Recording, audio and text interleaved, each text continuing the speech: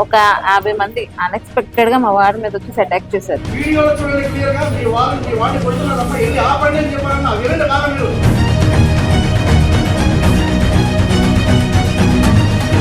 Welcome to Sashi TV. నేను రఫీక్.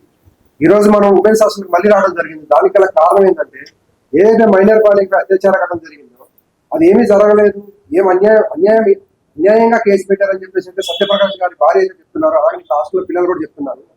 అసలు ఎందుకు మళ్ళీ వీళ్ళ మీద అటాక్ చేస్తున్నారు? నిజంగా మైనర్ బాలిక పైన అత్యాచారం జరిగి ఉంటే కోర్టులో చూసుకోవాలి. తర్వాత కోర్టులో ఉంది ఆల్రెడీ కేసు. కానీ ఆ కేసు అయిన తర్వాత కూడా మళ్ళీ వాళ్ళకి సంబంధించిన మనుషులు రిపీటెడ్ గా హాస్టల్ పైన అటాక్ చేసి, మొన్న రీసెంట్ గా 1 వీక్ బ్యాక్ కూడా 50 మంది అటాక్ చేసి, ఆ అటాక్ లో కూడా సేమ్ పర్సన్స్ వచ్చి అటాక్ చేసింది. అంటే ఈ రెండోసారి అటాక్ ఎందుకు జరిగిందంటే, వీళ్ళు హాస్టల్ ఖాళీ చేయాలి, ఆ ప్లేస్ లో వేరే వాళ్ళు రావాలి అనే ప్రయత్నం అయితే జరుగుతుందంట. అసలు ఏం జరిగింది దాని గురించి తెలుసుకునే ప్రయత్నం చేద్దాం. సత్యప్రకాష్ గారు భార్య మనతో ఉన్నారు, ఆమె అడిగి తెలుసుకునే ప్రయత్నం. చెప్పండి మేడం, అసలు ఏం జరిగింది ఫస్ట్ నుంచి వివరించే ప్రయత్నం చేయండి. ఎందుకంటే ఇది రోజు రోజుకి కొత్త కోణాలు తిరుగుతున్నాయి. అవునండి. అయితే 16వ తారీఖున ఒక 50 మంది అన్ఎక్స్పెక్టెడ్ గా మా వారి మీద వచ్చి అటాక్ చేశారు. అది చంపాలని ప్రయత్నమేనండి.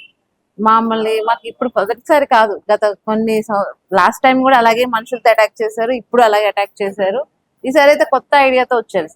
కొత్త ఐడియాతో వచ్చి ఈ ఫోక్స్ అని ఏదో ఉంది, దాన్ని ఆ కేసు పెట్టి మమ్మల్ని భయపెట్టి బయటికి పంపించాలని ఆ రోజు చేసిన ప్రయత్నం. 16వ తారీఖు లిటరల్ గా చాలా మంది వచ్చేసేసుకున్న వాళ్ళు మన పేరెంట్స్ కాదు, వాళ్ళ పిల్లల పేరెంట్స్ కాదు, ఎవరు కాదు, బయట నుంచి వచ్చిన పర్సన్స్. వాళ్ళు ఒక డేకి హైరింగ్ వచ్చిన పర్సన్స్ వచ్చితో అటాక్ చేయించారు. అది ఆ రోజున పోలీస్ స్టేషన్ లో చెప్పింది ఎవరు మైనర్ బాలిక మీద ఏమంటారు అసాల్టింగ్ చేశారు అని కేసు పెట్టించారు. అది అక్కడికి అయిపోయింది. సో పోలీసులు ఇన్వెస్టిగేషన్ చేస్తున్నారని మేము అనుకున్నాము.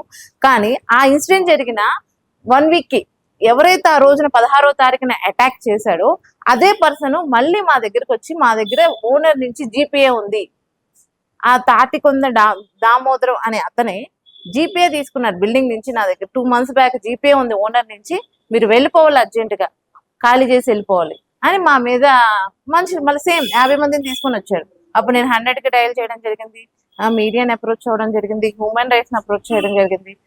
ఆ రోజు ఆగారు. మళ్ళీ అది 1 వీక్ కి మళ్ళీ అదే పర్సన్స్ ఒక సంఘాన్ని తీసుకొని వచ్చారు మళ్ళీ ధర్నా. సరే, అసలు జరిగిన ఇన్సిడెంట్ ఏంటి, ఇక్కడ జరుగుతున్న పనులు ఏంటి? ఫస్ట్ ఒక ఎలిగేషన్ రైట్ చేశారు, దాని నుంచి మా వారిని ఇబ్బంది పెట్టారు. అక్కడి నుంచి మా వారి దగ్గర ఇప్పుడు మమ్మల్ని హాస్టల్లో ఉన్న పిల్లల్ని ఇబ్బంది పెట్టడానికి మళ్ళీ ఈ విధంగా రెండోసారి వస్తున్నాడు. ఇప్పుడు నువ్వు 16వ తారీఖున నిజంగా అమ్మాయికి అన్యాయం జరిగింది, ఆ రోజు నువ్వు ఎందుకున్నావు అక్కడ? అదే పర్సన్ 24వ తారీఖుని కానీ 27వ తారీఖుని కానీ ఎందుకు వచ్చాడు?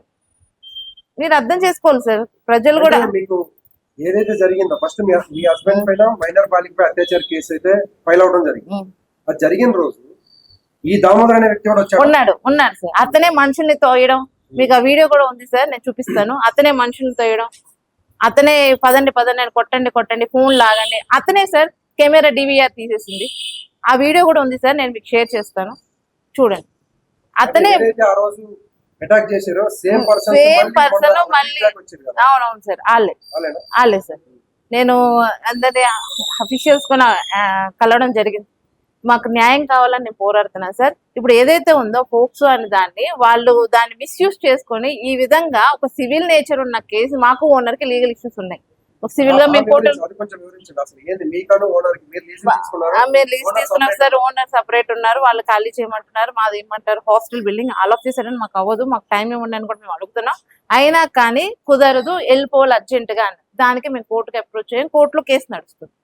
అలా కుదరదు, ఇట్లా టైం పడుతుంది, ఇలా అన్నా చేస్తే తొందరగా వీళ్ళు వెళ్ళిపోతారు అని మా వారిని పక్కా ఒక ప్లాన్ వేసి దాంట్లో ఇరికిచ్చి ఇప్పుడు నా మీద ప్రెజర్ చేసి మా ఇక్కడున్న పిల్లల్ని కూడా చాలా ఇబ్బంది పెడుతున్నారు సార్. మొన్న వచ్చి ఎవరు సంఘం వాళ్ళు వచ్చారు, పైకి వెళ్ళిపోయారు సార్. లేడీస్ ఉమెన్స్ హాస్టల్ ఎవరు ఇచ్చారు రైట్స్ వాళ్ళకి? పైకి వెళ్ళిపోయి పిల్లలు డోర్స్ పెట్టి కిందకి రండి వెళ్ళిపోండి అని ఎవరు ఇచ్చారు సార్? ఎవరున్నారు? ఎవరికి వాళ్ళు హక్కు ఇచ్చారు లోపలికి రావడానికి? అంత ఇబ్బంది పెడుతున్నారు సార్ పిల్లల్ని కూడా. ఇచ్చాను సార్, వాళ్ళ నుంచి మాకు ఎలాంటి సహకారం అందట్లేదు సార్. ఏమంటారు ఇంకా చెప్పాలంటే సార్, రీసెంట్ గా నన్ను పిలిచి స్టేషన్ కి మీరు ఏమంటారు సెటిల్మెంట్ చేసుకోండి, అన్ని కేసులు ఉండవు ఇప్పుడు చెప్తున్నారు సార్. సెటిల్మెంట్ అవుతుందంట సార్. వాళ్ళు దేన్నన్నా చేయగలరంట. అది పెట్టిందే ఫాల్స్ కేసు కదా సార్. ఆ మాట అన్నారా వాళ్ళు? అన్నారు సార్. ఎందుకంటే ఇప్పుడు ఆ మాట అంటే అక్కడ కేసు అయినా సరే అది నిజమా అబద్ధం అనేది ఆ మాటల బట్టి తెలుస్తుంది. ఎందుకంటున్నాను సార్ పక్కాగా వచ్చి సెటిల్ చేసుకోండి, ఇప్పుడు ఏముండదు, ఇంత టైం ఇస్తాం, ఇంత టైంలో మీరు వెళ్ళిపోతారా, అన్ని కేసులు అయిపోతాయి, మేము పెట్టిన కేసులు ఉండవు, మీరు పెట్టిన కేసులు ఉండవు, ఏ కేసులు ఉండవు, సామరస్యంగా చేసుకోవచ్చు. సార్ ఇదే మాట అంతకు ముందు కూర్చొని మాట్లాడుకుంటే అయిపోతుంది. ఇప్పుడు నిజంగా ఓనర్ కి మాకు పడట్లేదు, కూర్చొని మాట్లాడుకుంటే సెటిల్ అవుద్ది. కానీ ఈ విధంగా మనుషుల మీద ఫాల్స్ ఎలిగేషన్స్ తీసుకొచ్చి ఈ విధంగా మనుషుల్ని ఇబ్బంది చేసి భయభ్రాంతులు గురి చేసి ఈ విధంగా సెటిల్మెంట్ చేయడం ఎంతవరకు కరెక్ట్? ఏ తప్పు చేశారని మా వారు ఇప్పుడు అవును వాళ్ళే సార్, వాళ్ళే పిలుస్తున్నారు, నాకు ఫోన్ చేసి ఎస్ఐ గారే పిలుస్తున్నారు, రండమ్మ మాట్లాడుకోండి అని. సెటిల్మెంట్ సిఏ గారే సార్ మాట్లాడేది, కూర్చోబెట్టి పిలిచేది ఆయన, కూర్చోబెట్టి మాట్లాడే సిఏ గారు కూర్చున్నారు సార్. అతను ఎవరైతే మా వాడి మీద దాడి చేశారో ఆయన కూడా కూర్చున్నాడు, ఎవరైతే మా బిల్డింగ్ ఓనర్ ఉన్నారో ఆయన కూడా కూర్చున్నారు. కావాలంటే ఆ రోజున 1వ తారీఖున సీసీటీవీ ఫుటేజ్ మన స్టేషన్ లో తెలుస్తుంది, 28వ తారీఖు సీసీటీవీ ఫుటేజ్ తీయమని తెలుస్తుంది. ఇప్పుడు మీరు కూర్చున్నప్పుడు మీరు ఇప్పుడు బిల్డింగ్ ఖాళీ చేసి వెళ్తే ఈ కేసు అంతా కొట్టేస్తాం అని చెప్పేసి మాట అయితే కేసులు సెటిల్ అవుతాయి అంట సార్. చెప్పారు సార్. అట్లా చెప్తే మరి ఫాల్స్ కేసు అయితే ఒక మైనర్ అమ్మాయి పైన అత్యాచార కేసు అంటే చాలా వాళ్ళు కేవలం ఒక కేసు, ఒక చట్టాన్ని మిస్యూజ్ చేసి ఇలా బలవంతంగా మనుషుల మీద రుద్ది ఇబ్బంది పెడుతున్నారు సార్. ఒక సివిల్, ఇప్పుడు మాకు ఉన్న సివిల్ ఇష్యూ కోర్టులో జరుగుతుంది, దాని నుంచి క్రిమినల్ ఒక కాన్స్పిరెన్సీ క్రియేట్ చేసి కావాలని చేస్తున్న ప్రయత్నం. నేను సిపి గారికి దీని మీద కూడా కంప్లైంట్ ఇచ్చాను, సార్ కూడా ఇన్వెస్టిగేషన్ చేస్తా అన్నారు. ఇలాగే సార్ సెటిల్మెంట్ పిలుస్తున్నారు, ఇలా సివిల్ నేచర్ ఎవరైతే దామోదరం ఉన్నారో అతని మీద ఇచ్చాను, సిఏ గారికి ఎస్ఐ గారికి ఇద్దరు కూడా చెప్పించాను. ఇప్పుడు ఎస్ఐ మీద సిఐ మీద దామోదర్ మీద మీరు కంప్లైంట్ ఇచ్చారు? కంప్లైంట్ ఇచ్చారు సార్. ఏమన్నారు సిపి గారు? ఇన్వెస్టిగేషన్ చేస్తానన్నారు, డిసిపి సార్ కి అప్పచెప్తాను. డిసిపి సార్ కి ఫార్వర్డ్ చేసి అవును ఇప్పుడు ఆయన ఇన్వెస్టిగేషన్ చేయాలి. చేయాలి. ఏమన్నా కలిసారా మరి? ఇంకా లేదు సార్, సార్ అవైలబిలిటీ లేరు, ఇంకా నేను కలవాలి. ఇప్పుడు మీరు ఏం కోరుకుంటున్నారండి? సార్ ఇదైతే మా వారి మీద పెట్టింది పక్కా ఫాల్స్ కేసు, నా దగ్గర ఎవిడెన్స్ కూడా ఉంది. దాన్ని అడ్డు పెట్టుకొని మా సివిల్ నేచర్ ఉన్న దాన్ని ఇలా క్రిమినల్ గా మార్చి ఇప్పుడు బయటకు వెళ్తే అన్ని కేసులు ఇదవుతాయి అంటే మేము మాట్లాడుకుంటాం, సెటిల్ చేసుకుంటాం. కానీ ఈ విధమైన బలం కేసులు పెట్టేసేసి మనుషుల్ని ఈ విధంగా ఇబ్బంది పెట్టి చేయడం కరెక్ట్ కాదు సార్. నేను మా వారు ఎలాంటి తప్పు చేయలేదు, అయినా సరే అన్యాయంగా ఇబ్బంది పడుతున్నారు సార్. ఇప్పుడు అంత కూడా సరే సార్, ఇప్పుడు ఒక మాట మీరు అంటారు, ఒక మాట మేము అంటాం, ఎక్కడొకటి మనిషి దగ్గుతారు కదా, ఎక్కడొకటి. ఇప్పుడు ఆ బిల్డింగ్ నిజంగానే సెటిల్మెంట్ అవుతుంది, కానీ ఈ విధంగా మనుషుల్ని ఇబ్బంది పెట్టడం కరెక్ట్ కాదు కదా, ఈ విధంగా ఫాల్స్ కేసు పెట్టడం కరెక్ట్ కాదు కదా. అవును, మీరు అప్పుడు పోలీసులు కంప్లైంట్ చేశారా? ఇచ్చాను సార్. రెస్పాండ్ అయ్యారా? వచ్చి వాళ్ళని మనుషులందరినీ ఎవరి కాళ్ళకి చెదర కొట్టారు, కానీ నాకు ఏదైతే కంప్లైంట్ అన్నారో ఇంతవరకు నాకు కాపీ కూడా ఇవ్వలేదు సార్. ఎఫ్ఐఆర్ కాపీ నాకు ఇవ్వలేదు. అంటే ఏం కోరుకుంటున్నారు అంటే మీరు? ఇక్కడ ఒక విషయం ఏంటంటే, ఇక్కడ ప్రధానంగా చూసుకుంటే ఇక్కడ జరిగిన ఇష్యూ ఏంటంటే, ఈ హాస్టల్లో నేను అబ్జర్వ్ చేసిన ప్రకారం వీళ్ళు లీజుకున్నారు కొన్ని సంవత్సరాలు.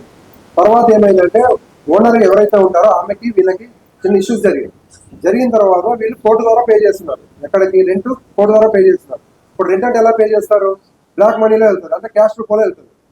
బట్ ఏంటంటే కోర్టు ఏమడుగుతుంది అంటే మీరు చెక్ కానీ బ్యాంక్ స్టేట్మెంట్ కానీ కావాలని అడుగుతుంది. కానీ వీళ్ళ దగ్గర ప్రూఫ్స్ లేవు. ఉన్నాయా మేడం మీ దగ్గర? సార్ ఉండాలి సార్. మనకు దాడి ఎవరైతే చేశారో ఆఫీస్ డాక్యుమెంట్స్ తీసుకెళ్లారు. అయితే ఇక్కడ చూసుకుంటే వీళ్ళ దగ్గర ఆ డాక్యుమెంట్స్ ఏదైతే ఉన్నాయి కొన్ని సబ్మిట్ చేశారంట. తర్వాత అక్కడ ఓనర్ నుంచి వీళ్ళ నుంచి ఏదైతే మిస్కమ్యూనికేషన్ అవుతుందో ఇవి రెండు కూడా కోర్టులో ఉంది కేసు. ఇక్కడ ఎవరైతే ఈ హాస్టల్ ఓనర్ ఉన్నారో ఆమెకి వీళ్ళకి మధ్యలో ఏదైతే ట్రాన్సాక్షన్ ఇష్యూ ఉందో దానికి సంబంధించిన విషయం అయితే కోర్టులో ఉంది. వీళ్ళు ఏమంటున్నారంటే కోర్టులో ఉంది కాబట్టి ఇష్యూ, కోర్టు మాకు వెళ్ళిపోండి అని చెప్తే వెళ్ళిపోతాం, అప్పటి వరకు మాకు కొంచెం టైం ఇవ్వండి, మా బిజినెస్ ఉంది దీంట్లో అయితే వీళ్ళు చెప్పడం జరుగుతుంది. కానీ ఆపోజిట్ వాళ్ళు ఏమంటున్నారంటే వీళ్ళు అట్లా కాదు, కబ్జా చేస్తారు, మాకు రెంట్ ఇవ్వలేదు, 3 కోట్లు ఇవ్వలేదు, 4 కోట్లు ఇవ్వలేదు, వాళ్ళకి చేస్తారు.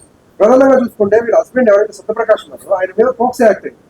అది కూడా వీళ్ళు చెప్తున్న ప్రకారం ఏంటంటే వాంటెడ్ గా పెట్టారు. ఎందుకంటే ఆమె జస్ట్ 1 month బిఫోరే ఆమెని దీంట్లో జాయిన్ చేయించారు, మైనర్ అమ్మాయి, 16 సంవత్సరాల అమ్మాయి.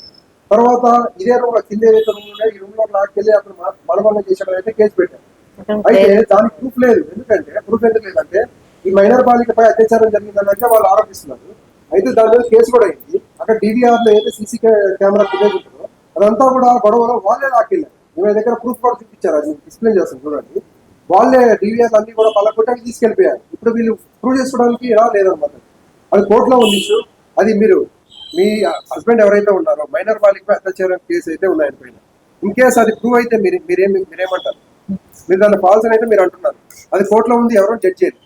సరే, యాక్చువల్ గా వాళ్ళు పెట్టింది అత్యాచారం కేసు కాదు. వాళ్ళు పెట్టింది ఏంటంటే ఆ అమ్మాయిని కార్ పార్కింగ్ ఏరియా ఇది, ఆ కార్ పార్కింగ్ ఏరియాలోంచి పట్టుకొని లాగారు, చేయి పట్టుకున్నాడు, ప్రైవేట్ పార్ట్స్ కట్ చేశారు అని వాళ్ళు కేసు పెట్టారు. ఓకే, అత్యాచారం చేస్తారు. ఎందుకంటే అలా చేసున్నా సరే మెడికల్ రిపోర్ట్స్ అవన్నీ వాళ్ళు టాలీ చేసుకోవాలి. ఇన్సిడెంట్ జరిగింది 4/8 అని పెట్టారు. అంటే హెరాస్మెంట్ కేసు అది. అవును, మరి మొత్తం సోషల్ మీడియా మొత్తం అది అదే సార్ ఫాల్స్ ఎలిగేషన్స్ అని చెప్తున్నాం కదా. వాళ్ళకే ఒక క్లారిటీ లేనప్పుడు ఇది జరిగిందని ఎవరు చెప్తారు సార్? వచ్చిన వాళ్ళతో కూడా నేను ఎంక్వైరీ చేసినప్పుడు వాళ్ళు కూడా ఇట్లానే మాట్లాడారు సార్. వాళ్ళకే తెలియనప్పుడు వాళ్ళు ఏం మాట్లాడతారు? వాళ్ళ అమ్మాయి పేరైనా సరిగ్గా తెలుసోలేదు. 4వ తారీఖు జరిగిందంట సార్, 4/8. వాళ్ళు మా దగ్గర టార్గెట్ చేసి అటాక్ చేసింది 16/8. మధ్యలో ఎన్ని డేస్ ఉన్నాయి? ఇన్ని డేస్ వరకు ఆ పాప ఎవరైతే ఉన్నారో మరి ఏమంటారు, ఏదైతే ఎప్పుడైతే జరిగిందో అప్పుడే పేరెంట్స్ చెప్పడము చేయాలి కదా. అప్పుడు తర్వాత కూడా హాస్టల్లో ఉన్నారు. ఇప్పుడు ఏమంటారు, మీకు ఏం న్యాయం కావాలంటారు? సార్, ఇది ఏదైతే పెట్టారో అది పక్కా ఫాల్స్ కేసు. కావాలని ఆ దామోదరం అనే అతను మా ఇంటి ఓనరు కలిసి ఆడిన ఒక గేమ్ సార్. దీంట్లో మా వారిని ఇది చేశారు. సరే, నాకు ఆ కేసు అయితే కోర్టులో ఉందండి. మీకు ఏం న్యాయం కావాలనుకుంటారు? సార్, మాకైతే అన్యాయం జరిగింది సార్. మా వారిని అయితే ఇబ్బంది పెట్టి తప్పుడు కేసు పెట్టి ఇబ్బంది పెట్టారు. అట్ ద సేమ్ టైం నన్ను కూడా బెదిరించి చంపేస్తానని కూడా బెదిరిస్తున్నారు. మా వారిని కూడా ఆ రోజు అదే ప్రయత్నం చేశారు సార్. కొంచెం తప్పించుకున్నారు. అయితే ఇప్పుడు ఏదైతే జరిగిందో మాకు దాని గురించి న్యాయం కావాలి. వాళ్ళ నుంచి నాకు థ్రెట్ ఉంది సార్. ఎప్పుడు ఎలా ఇది చేస్తారో నాకు తెలియదు. నేను దాని గురించి సిపి సార్ కూడా కంప్లైంట్ ఇవ్వడం జరిగింది. మాకు న్యాయం కావాలని కోరుకుంటున్నాను. ఓకే అండి, ఇది పరిస్థితి. ఎవరైతే సత్యప్రకాష్ ఉన్నారో వాళ్ళ వైఫ్ అయితే ఇలా చెప్తున్నారు, వాళ్ళకి అన్యాయం జరిగింది, అన్యాయంగా కేసు పెట్టారని. ఆ కేసు అయితే ఏదైతే ఉందో కోర్టులో ఉంది. దాన్ని మనం ఇప్పుడు ఏం మాట్లాడలేము ఆ కేసు గురించి, కానీ వాళ్ళ బాధ్యత వాళ్ళు చెప్పుకోవడం జరిగింది. తర్వాత ఏం జరుగుతుంది ఆ కేసు మీద అయితే చూద్దాం. Thank you. ఒక 50 మంది అన్ఎక్స్పెక్టెడ్ గా మా వారి మీద వచ్చి అటాక్ చేశారు. వీడియోలో చూడండి క్లియర్ గా మీ వాళ్ళు కొడుతున్నారమ్మా, వెళ్ళి ఆపండి అని చెప్పాలి.